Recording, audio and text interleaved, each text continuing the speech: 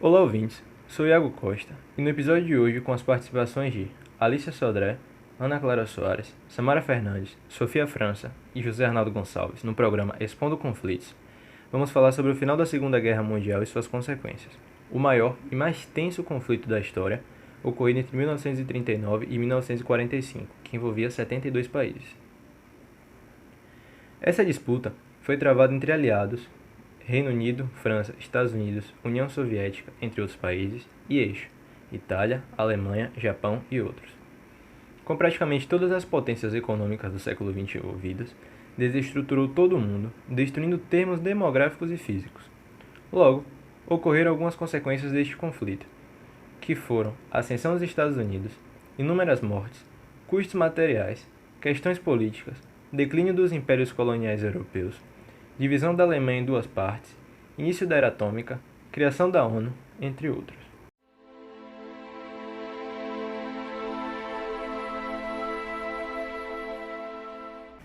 Para contextualizar, vamos relembrar resumidamente os episódios anteriores, começando pela causa imediata, que foi o expansionismo territorial germânico, e o estopim, que foi a invasão na Polônia em 1º de setembro de 1939. Na guerra, o eixo lutou contra os aliados. Na primeira fase, teve o avanço do eixo, e na segunda fase, o contra-ataque dos aliados. Um dos momentos mais decisivos do conflito foi a invasão da União Soviética planejada na Operação Barbarossa.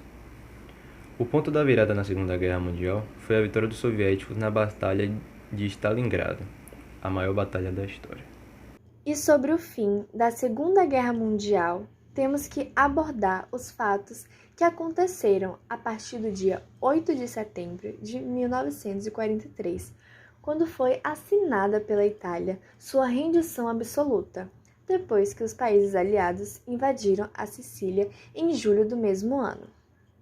No entanto, os alemães que estavam em boa parte do território italiano resistiram à invasão e os soldados brasileiros lutaram nas batalhas.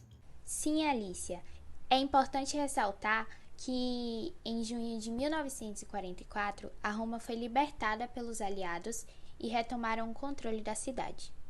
A União Soviética, no início do mesmo ano, havia retomado grande parte das terras ocupadas pelos alemães e esperavam pelo encontro com forças ocidentais para a libertação da França e tomar Berlim. Também, em junho, os aliados desembarcaram na costa norte da França com soldados, navios e aviões. Neste mesmo dia, em uma data conhecida como Dia D, veículos, equipamentos e tropas desembarcadas montaram núcleos que serviram de bases para avançar para o interior do continente. Para conter o exército alemão, que dominava quase todo o continente europeu, os aliados apostaram em uma invasão usando a Inglaterra como base, com o objetivo de retomar a região da Normândia, litoral da França. Para os alemães, essa estratégia era previsível demais. Hitler imaginava que eles viriam por Paz de Calais, o local em que o Canal da Mancha é mais estreito. A Operação Overlord, que marcou o início da derrota do Terceiro Reich, foi o mais espetacular ação militar de todos os tempos. Envolveu 3 milhões de soldados, 5.339 embarcações, 11 mil aviões e 15 mil tanques e veículos blindados. Morreram 80.295 soldados alemães, 34.417 soldados aliados e 12.850 civis franceses. Ademais, no fim de julho, os países conseguiram consolidar suas posições na França. E depois de quase um ano, as forças alemãs renderam-se em maio de 1945 e o ditador Mussolini foi fuzilado por antifascistas italianos. A Alemanha foi derrotada na frente oriental pelos soviéticos. Depois, tentou, na frente ocidental, conter o avanço das tropas aliadas. Em dezembro de 1944, os alemães procuraram deter as forças americanas e inglesas na região belga das Ardenas. Então, os aliados recorreram a Stalin. para reiniciar a ofensiva contra as forças alemãs, para dividi-las e enfraquecê-las. A ofensiva soviética foi reiniciada. Com isso, os alemães foram obrigados a enfrentar os soviéticos no leste. Nos 2 meses seguintes, as forças soviéticas e americanas ocuparam toda a Alemanha. Além disso, em abril de 1945, a Segunda Guerra Mundial teve seu final na Europa após a Batalha de Berlim, quando os soviéticos mobilizaram milhões de soldados para atacar a capital alemã, que por sua vez se organizaram de maneira precária, que continha crianças e idosos na fileira do exército. No fim de abril, depois de derrotado, Hitler escondeu-se em um abrigo subterrâneo e suicidou-se juntamente com sua esposa. Tempo depois, em 7 de maio do mesmo ano, o exército da Alemanha rendeu-se incondicionalmente. Já na Ásia, continuou até setembro de 1945 e só terminou quando bombas atômicas foram lançadas no Japão pelos americanos. A primeira em Hiroshima, no dia 6 de agosto, causando morte de cerca de 100.000 pessoas, ferindo outras 100.000 e destruindo mais da metade das casas e prédios da cidade. 3 dias depois, uma bomba foi lançada em Nagasaki que ocasionou números espantosos, com mais de 60.000 mortos e 100.000 feridos. Diante do impacto da destruição dessas bombas, o imperador do Japão assinou sua rendição aos americanos. Logo após o final da guerra e a rendição do Japão, em algumas colônias japonesas espalhadas pelo mundo, começou o conflito entre aqueles que aceitaram a rendição e os que acreditavam na vitória japonesa. Inclusive, o filme Corações Sujos, que foi baseado no livro homônimo de Fernando Moraes, trata sobre esse fato.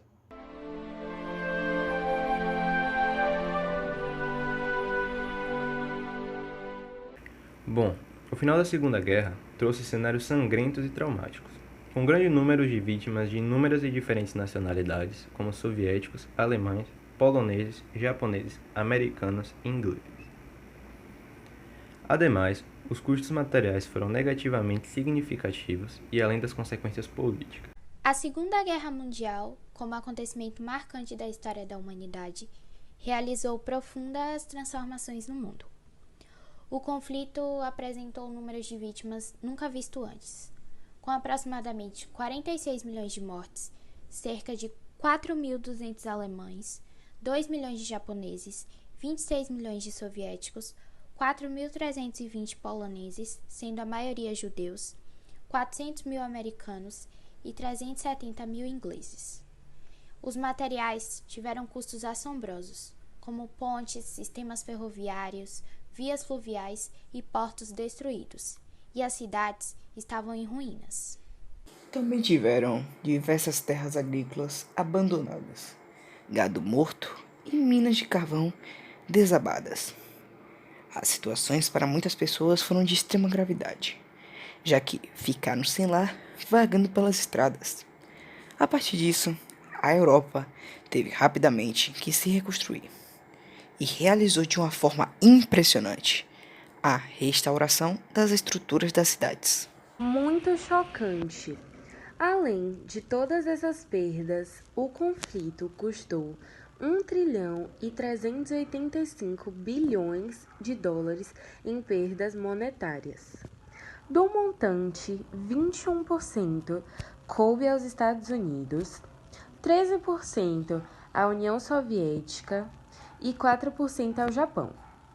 Todos os 72 países envolvidos acumularam perdas em diferentes proporções. E houve também uma intensa queda na produção industrial. E investimentos dos governos foram direcionados para a guerra, ocasionando problemas sociais. Sim, e por outro lado, politicamente para a Europa Ocidental, marcou um declínio do poder no mundo e também uma progressiva queda dos impérios coloniais europeus. Assim, os estados europeus que lutaram contra o imperialismo alemão não tinham justificativa para o seu imperialismo sobre outros povos. No entanto, os Estados Unidos fortaleceram sua posição imperialista e econômica. Afinal, este país não foi atacado e, portanto, não foi preciso destinar recursos para a sua reconstrução, e surgiu como uma das duas únicas potências econômicas, militares e políticas do mundo, juntamente com a União Soviética, ao redor das quais os outros países se alinharam. Novos países surgiram e algumas fronteiras foram modificadas e redesenhadas. A Áustria, que havia sido anexada pela Alemanha em 1938, virou um país independente. A Itália, a Hungria, a Bulgária, a Romênia e a Iugoslávia deixam de ser monarquia e passam a ser regime republicano. A Espanha e Portugal passaram a viver a ditadura, se isolando das relações internacionais. Os países que faziam parte da União Soviética e foram libertados passam no âmbito da influência soviética, enquanto os outros países continuam a social-democracia. Logo depois, a Alemanha foi dividida em duas partes: a República Democrática Alemã, RDA, também conhecida como Alemanha Oriental, com um regime socialista que é influenciado pela União Soviética e pela República Federal Alemã, RFA, conhecida como Alemanha Ocidental, que continuou com o regime capitalista influenciado pelos Estados Unidos. Em Berlim, que é a capital da RDA, o Muro de Berlim foi construído e é considerado um símbolo da divisão ideológica do mundo. Temos também o início da era atômica, que foi marcada pela Segunda Guerra Mundial. Os Estados Unidos, a União Soviética e outros países passaram a usufruir de armas atômicas. Depois da guerra, as diferenças ideológicas entre Estados Unidos e União Soviética levaram ao início da Guerra Fria, que foi um conflito político-ideológico entre esses dois países. A Guerra Fria dividiu o mundo em dois grandes blocos, e as tensões causadas por ela resultaram em uma série de conflitos ao longo da segunda metade do século XX. E vale ressaltar mais uma consequência da Segunda Guerra, que foi a criação da Organização das Nações Unidas, a ONU, com o objetivo de evitar novos conflitos que podem surgir entre os países. No começo da Segunda Guerra Mundial, o Brasil optou pela neutralidade. O país tinha acordos econômicos com potências europeias e qualquer posicionamento brasileiro poderia comprometê-los. A situação mudou a partir de 1942. O presidente norte-americano Franklin Roosevelt visitou o Brasil e teve um encontro com Vargas em Natal, Rio Grande do Norte. O Brasil cederia a base aérea de Natal e, em troca, os Estados Unidos concederam empréstimos para Vargas continuar sua política de investimentos na indústria de base. Assim, o Brasil rompeu relações diplomáticas com os alemães e declarou guerra ao eixo. Por fim, a guerra influenciou no Brasil diretamente no governo de Getúlio Vargas e principalmente no seu fim. Uma parte da população questionou a contradição de mandar soldados para defender a democracia, enquanto se vivia uma ditadura no Brasil. Em 1945, Getúlio Vargas foi afastado através de um golpe articulado entre as Forças Armadas e conservadores.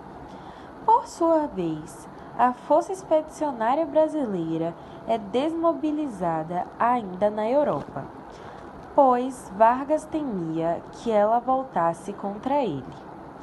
Em conseguinte, o Brasil continuava alinhado politicamente e culturalmente com os Estados Unidos, cuja aproximação se deu à política da boa vizinhança. No entanto, pela sua participação no conflito, o Brasil é convidado a entrar na Organização das Nações Unidas, a ONU.